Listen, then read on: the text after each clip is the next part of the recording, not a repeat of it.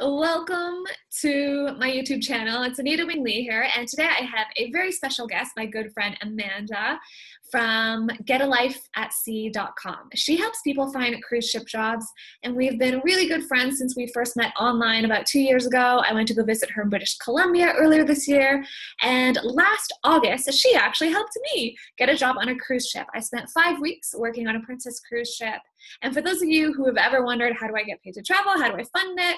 This has been one of the ways that's been really helpful. And I know there's a lot of really sketchy information online about finding cruise ship jobs and like agencies that scam you. So when I first found Amanda, I told her that she was a godsend and she needed to keep doing what she does so that more people can be empowered to travel. So Amanda, thank you so much for coming onto my channel and sharing your wisdom. Yay. Well, thanks so much for having me. And guys, as Anita said, I'm a cruise ship employment specialist. I worked on cruise ships for actually just over a decade. And then I went into cruise ship employment and recruitment services for another 5 years. And last year I started my own business called getalifeatsea.com, where now I help adventurers get paid to travel the world working on cruise ships. So it's super exciting to be here and to talk ship with Anita. That's my new hashtag, talk ship. Love it. Yay. Okay, so Amanda, one of the things that when I first wanted to start traveling, I obviously heard about working on cruise ships. I heard about things like teaching English, and I heard about things like being a travel blogger. But the thing with cruise ships was there was like, first thing you'll find if you search it up is that there's scams out there and to be aware of them. And when I first met you and heard about what you do, I was like, what? So can you sort of explain to people what it is exactly that you do? Yeah, so basically the reason that I started my business, Get a Life at Sea, last year was when I was in recruitment, I came across candidates like you who at first really struggled with finding good information online about exactly what to do to find a cruise ship job, what the proper recruitment officers were, where to actually go to apply, how their resume should be designed. So my initial plan when I first started my business was actually just to create a guide, really like a one-stop shop of months of research. Literally, it would take somebody months to put this together, of all of the major cruise lines' contact details, their employment links, and actual step-by-step instructions. That was what I originally planned to do. And then really my business has evolved in the last year to offer resume consultations. I actually do resume creation packages as well that are very specific to the cruise industry, because having worked on board for a decade and then having been in recruitment, I really know what the recruiters are looking for because I was one. And so I kind of offer a variety of products and services to help people put the best foot forward when it comes to applying for a cruise line and working through the interview process and getting a job on board a cruise ship. And just make it easier. Really, that's what I do. Yeah, it's awesome. So if you guys want to learn more, make sure you definitely check out her website. So here's the thing. I can talk for ages about the benefits of working on a cruise ship and how it's awesome and it's a great way to get paid to travel. But I want to hear from you, Amanda, because Amanda has been doing it for a lot longer than me. I just did it for 5 weeks, and it was a great way for me to save up a couple hundred and see some new places. But Amanda has some really cool stories about the amount of money that you were actually able to save up and the places that you've seen by working on cruise ships. So can you do some of that? Yeah, so I would say like the top 3 benefits, at least for me personally, and I think for a lot of my clients, number one is the travel. That's often like the number one reason people want to work on a cruise ship. They want to travel to amazing places and they want to get paid to do it. So it's kind of the best of both worlds. You get to travel the world and get paid. So that's kind of the second reason. It's an amazing way to get paid without having to spend a lot on expenses, because the cruise lines, they're paying for your accommodation. They're paying for your food. They're even paying for you to go on really nice, expensive tours that passengers are paying hundreds of dollars for, and you get to do them for free. So I think the travel, the ability to save up a lot of money during your contract. And then for me too, the third thing was, meeting really amazing people, not only passengers, but crew that I got to work with, multicultural crew from around the world, and making these really amazing friendships. So now I have friends literally around the world that I'm still in contact with. And wherever I go, I can hook up with these people and start really from where we left off. So that's such a cool thing. So those are kind of my three top benefits that I gained. And then when I did start working on cruise ships at the beginning of my 10 years, I worked seasonally. So I was actually working throughout my university years. So I was going to university, but I was on ships every single spring break, every single summer break, every single Christmas break. I was on ships during those first few years, about 5 to 6 months of the year. And then year 5, I started working full time. I was promoted to crew trainer. And that first year that I worked on board full time, I made and paid off over $35,000 in student loan debt that I'd gained from my 4 years prior at university in 1 year. And that was such an amazing thing to move forward with the cruise line, be promoted, but then also get rid of the debt while at the same time seeing amazing places around the world. I've been to every single continent in the world except Antarctica, and I've been paid to do it. So, yeah. So awesome. So, okay, let's get into the nitty gritty. So let's say someone is sold, like they've been on a cruise ship, they know it's awesome, it's a really great way to get paid to travel. How do they start? Where should someone start? I think somebody should start by researching all the different lines. You can go to their main websites, which I think is a great place to start, just to kind of get an idea of what the cruise line is like. What demographic do they serve? What type of service do they have? Are they more of like a recreational fun cruise line like Royal Caribbean, who has tons of like, extreme kind of sports stuff on their ships? Or are they more, is it a smaller line that goes into, more exotic itineraries? Start to research the lines and get an idea of maybe who you'd want to work with. The next step is searching for the appropriate employment links. And what I think a lot of people forget is when you actually start researching the lines through their main websites, these websites are beautiful, but they're made with the passenger in mind, right? They're made for prospective passengers to like take a look at the website. Trying to find these lines' actual employment links is like needle in a haystack. It's usually located at like the footer of the main homepage of the cruise line. It's really, really hard to find, but it is there. Then you click on that, and then it's all about finding an official hiring partner that's listed on the main cruise line's websites, that's in your country of origin, and then following the application steps thereafter. But a great place for people to start if they're interested is to head on to YouTube, like search cruise ship jobs. I'm there. You can go to the Get a Life at Sea YouTube channel. I have great videos there all about It's gonna be on YouTube. yeah. And there's lots of other crew members as well. There isn't anyone right now on YouTube like myself that's been working on board and in recruitment, but there are other crew as well that make videos too. So just kind of delve into a little bit of research, start to think about a few lines that you really like to work with as your first choice, and then start to look at jobs. Like start to think about as well, what have you been doing the last 4 to 5 years? And how is that going to relate to a position on board? Because really, you have to think about ships as comparable to a large-scale resort or hotel. Anything that's at a large-scale resort or hotel is going to be basically on a cruise ship. So there's all sorts of jobs. Some of the best entry-level break-in positions that I recommend for people to look at are things like hotel front desk, cruise activity staff, youth activity staff, and retail sales. Because most people have had some experience in kind of some of those areas before ashore. And most cruise lines are going to require that you have at least a year to 2 of relevant shoreside experience for any of the positions that you're applying for on board.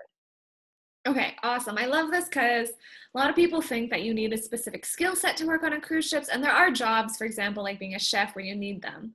But on the general side, let's say someone's already worked 5 to 10 years and they just want to change and they just want a shift. What sorts of skills do you think they should put forward on a resume, and how important is a resume to applying to a cruise ship job and getting the job? Yeah, okay. So what sort of skills do you need? Really what cruise lines are looking for is some basis of experience in customer service. And that can really be quite general, but you want to have some basis in customer service. And most jobs that most people are in ashore have some semblance into customer service. So that's one thing they're going to be looking for.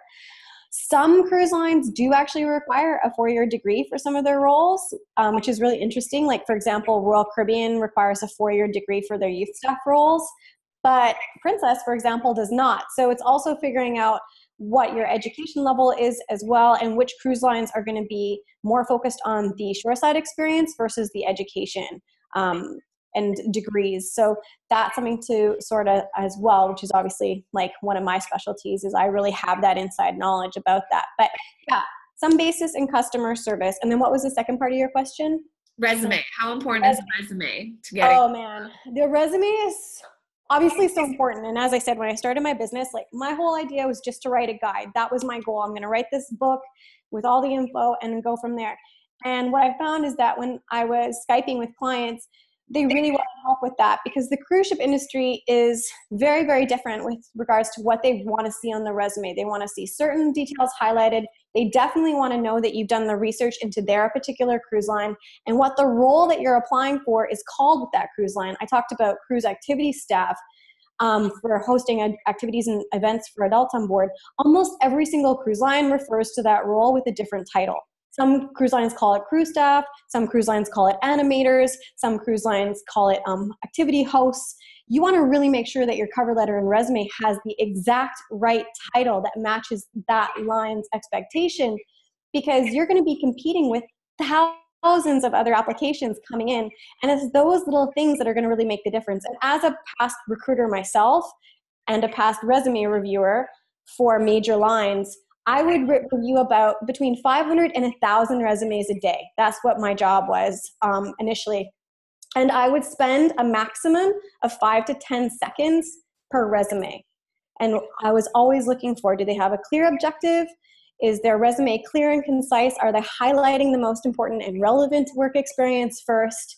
And if it didn't have that, it went in what I call the special folder, which is the delete bin, and or in the early 2000s, the actual recycle bin, because there's just no time. There's no time to really go in depth. You have that quick 5-10 seconds. So that's why it's so important to get stuff right from the get-go.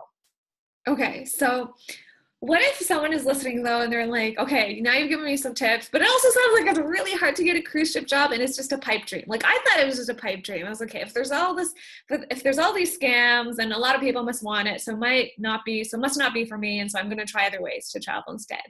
But how likely is it that someone can actually get a job on a cruise ship? Oh, it's hugely likely. And actually right now, like fall, winter is one of the best times to get a job on a cruise ship, because what tends to happen, and having finished my 10 years on board as HR manager, so I know this firsthand, what tends to happen on board is during the Christmas holiday season, each ship with every line loses a handful of crew. So in the fall, winter is when cruise lines during the whole year probably do a bulk of their hiring. They really ramp it up. So it's a really great opportunity. It's not that hard if you really have the right application strategy and you're using an official partner versus going through the line direct. That is a huge tip that I have for people. Always use an official partner versus going to the line direct, because if the official partner is getting 500 to 1,000 resumes a day, the line directly is getting over 5 to 10,000.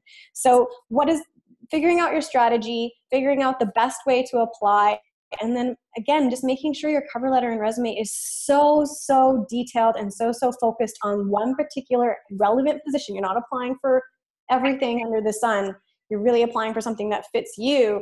It is very, very quick. And I think even for you, like Anita, I think the whole process from when you applied to when you got on board was only a few weeks. I mean, from when you were actually hired, it was a very quick process. I tend to tell people it's like 30 to 90 days typically, but I think you were even faster.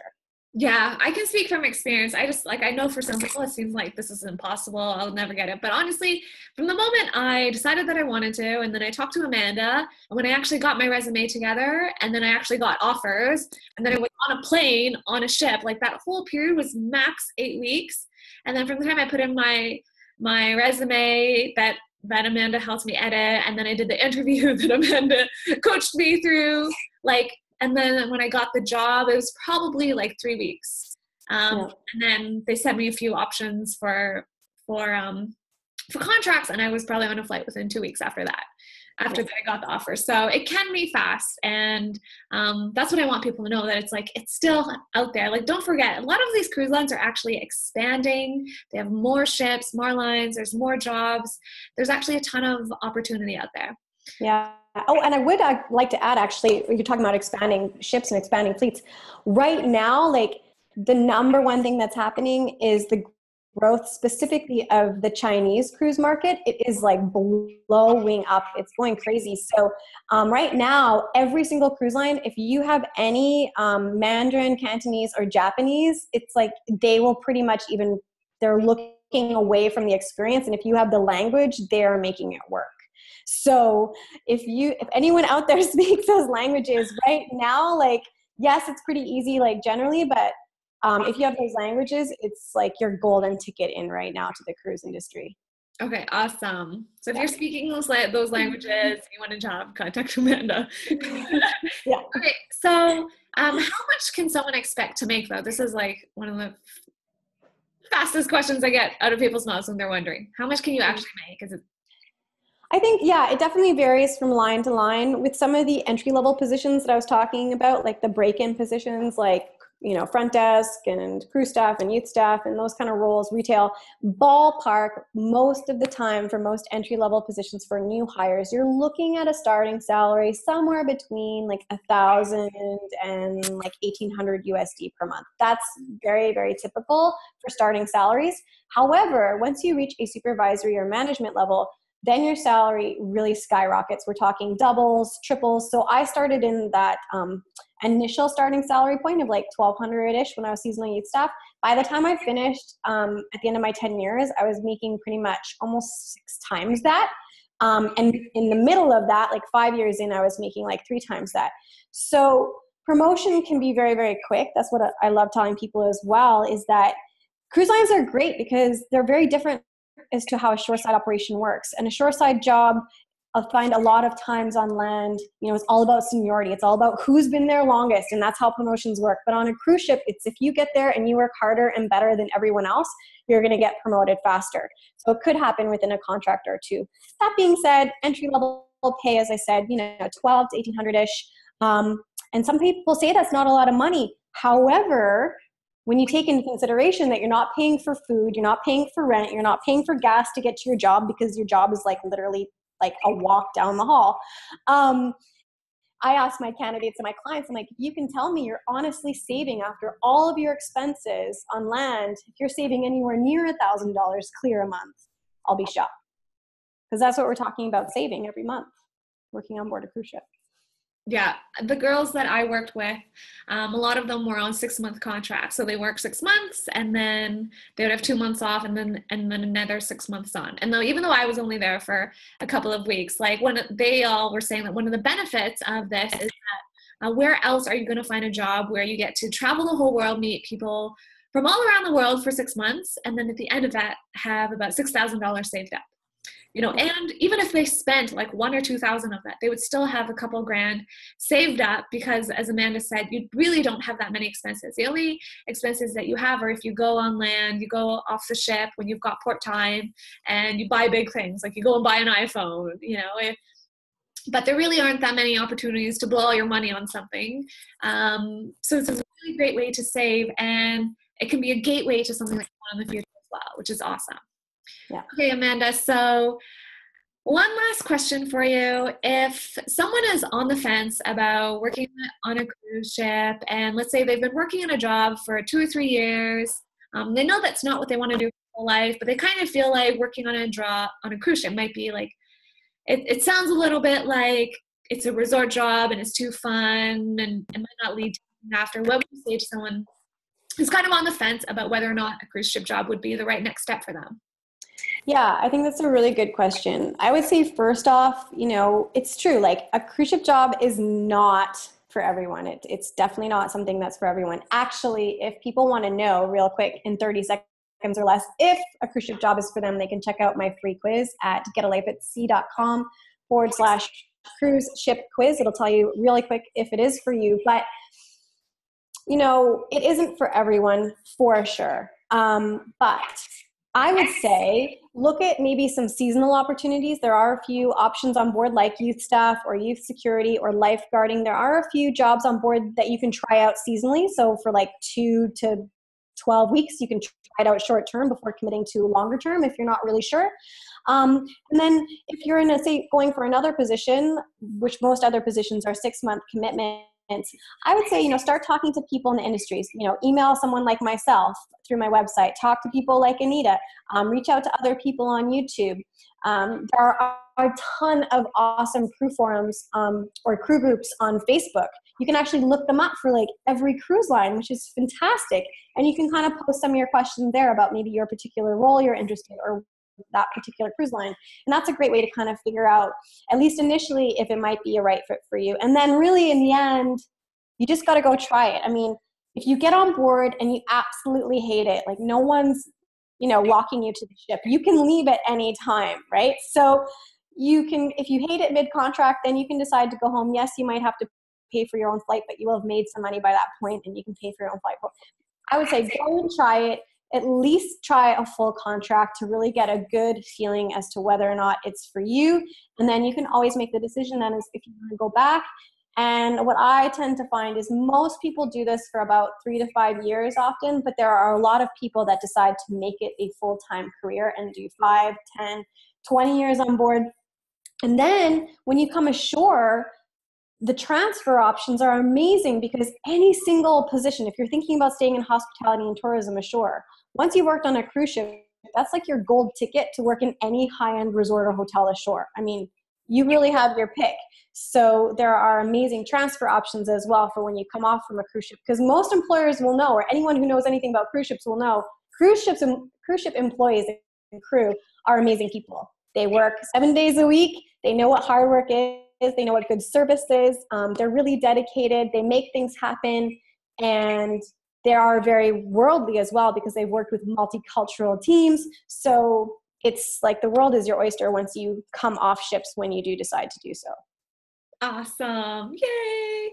So thank you, Amanda, so much for coming on. Guys, I hope that this helped you and gave you a little bit more insight on how to land a cruise ship job. If you want to learn more, definitely subscribe to Amanda's channel, which I believe is Get a Life at Sea, right? Yep. Everywhere. Yeah, everywhere. Get a Life at Sea. Facebook, Instagram, Google+, LinkedIn, YouTube, of course, Periscope, the whole shebang. Just Get a Life at Sea. Awesome. And then if you guys have any more questions specifically about how to land cruise ship jobs or what's it like to work on a cruise ship, all that kind of stuff, feel free to leave us a comment below and maybe we'll do part 2 or part 3 because Amanda and I will always take any excuse that we can to create videos together so we can chat and create awesome stuff for you guys. So lots of love. Be sure to subscribe to my channel as well if you enjoyed this video. Just, leave a like and let me know if you liked it. All right, guys, thanks so much for being here, and thanks, Amanda. Bye, guys.